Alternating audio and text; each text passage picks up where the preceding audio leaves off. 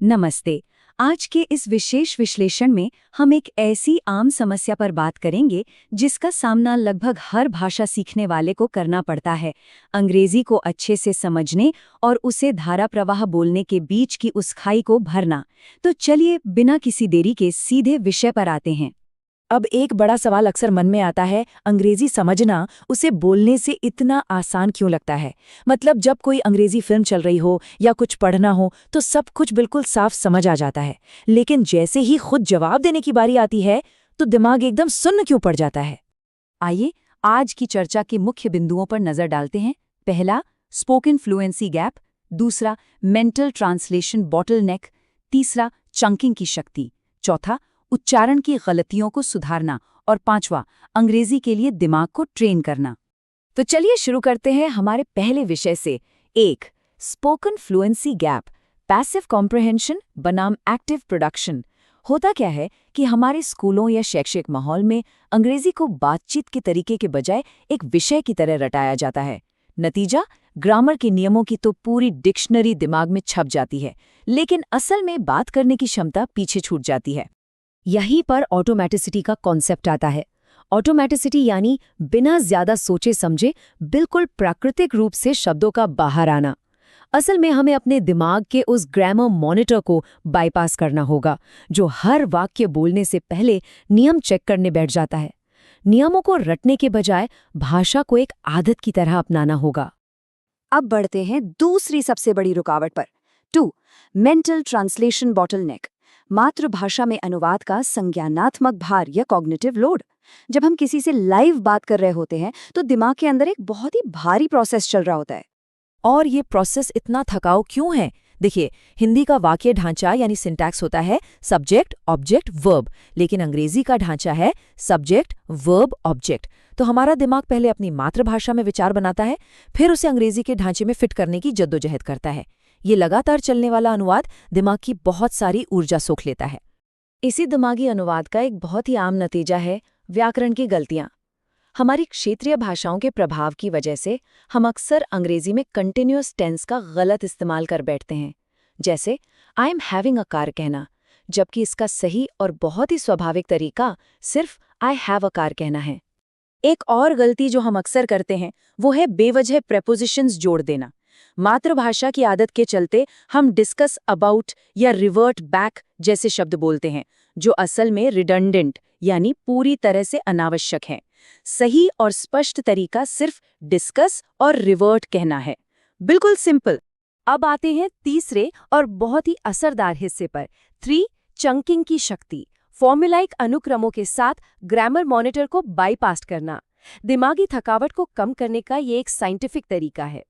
Chunking का मतलब है पूरे फ्रेजेस को एक ही ब्लॉक या यूनिट की तरह दिमाग में सेव कर लेना। ये रेडीमेड चंक्स हमारी बातचीत में सोशल ग्रीस यानी एक तरह की चिकनाई का काम करते हैं, जैसे गिव मी अ मिनट या आई एम नॉट श्योर। इन्हें बोलने के लिए हमें एक एक शब्द को जोड़ने या ग्रामर के नियम सोचने की जरूरत नहीं पड़ती, बस सोचा और मुंह से निकल गया। खासकर ऑफिस के माहौल में ये आधुनिक चंक्स बहुत काम आते हैं। पुरानी किताबी अंग्रेजी जैसे काइंडली डू द नीडफुल अब काफ़ी अजीब और पुरानी लगती है। इसकी जगह टेक द नेसेसरी स्टेप्स जैसे एक्शन ओरिएंटेड चंक्स अपनाना हमें कहीं ज़्यादा प्रोफेशनल और वास्तविक बनाता है। इसके साथ ही अपनी इमोशनल वोकैब्युलरी को भी थोड़ा अपग्रेड करना चाहिए। हर जगह बस हैप्पी या सैड कहने के बजाय सटीक भावनाओं को जताने वाले शब्द इस्तेमाल करें, जैसे एक्सटैटिक या फेड अप। इससे भाषा का स्तर तो बढ़ता ही है, साथ ही बातचीत एकदम स्वाभाविक लगने लगती है। हमारा चौथा विषय है 4. उच्चारण की सामान्य गलतियों को सुधारना, ध्वन्यात्मक और लयबद्ध अंतर को समझना। अब थोड़ा बोलने की शारीरिक प्रक्रिया को समझते हैं। हिंदी जैसी भाषाएं सिलेबल टाइम्ड होती हैं, जहां हर अक्षर को बराबर समय मिलता है, लेकिन अंग्रेजी स्ट्रेस टाइम्ड है, जहां शब्दों की एक अलग लय होती है और कुछ खास जगहों पर जोर दिया जाता है। कई बार हमारी मातृभाषा में कुछ खास ध्वनियां नहीं होती, जैसे कि वी और डब्ल्यू का अंतर। वी बोलते समय ऊपरी दांत निचले होंठ को छूते हैं, जबकि डब्ल्यू बोलते समय होंठ गोल हो जाते हैं। इन छोटी छोटी मुख प्रक्रियाओं का अभ्यास करने से उच्चारण का भारीपन और कन्फ्यूजन दूर हो जाता है।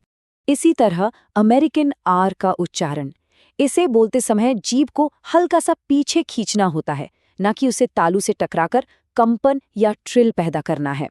ये छोटी सी ट्रिक अंग्रेजी के उच्चारण से वो देसीपन, ये भारीपन हटाने में बहुत मदद करती है। और अब हमारा आखिरी सेक्शन 5, अंग्रेजी के लिए दिमाग को ट्रेन करना, मानसिक अनुवाद से स्वाभाविक अधिग्रहण तक।